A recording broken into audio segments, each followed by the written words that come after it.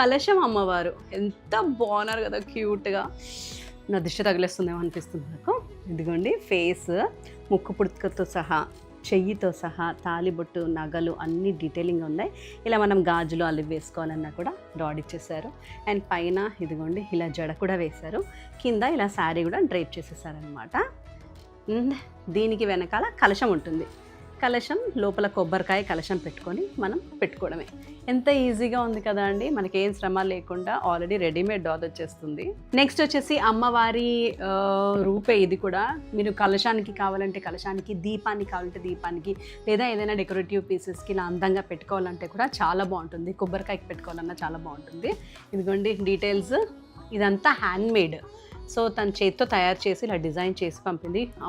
Totally తన creativity. Face, కిరీటం, hand అమ్మవారి నగలు, పట్టు వస్త్రం, వెనకాల ఇలా కార్డ్బోర్డ్తో చేశారనమాట స్టిక్కింగ్ అంతా కూడా. అండ్ దీనికి ఇలా థ్రెడ్ కూడా వస్తుంది, మీరు దేనికి కావాలంటే దానికి ఇలా స్టిక్ చేసుకోవడానికి.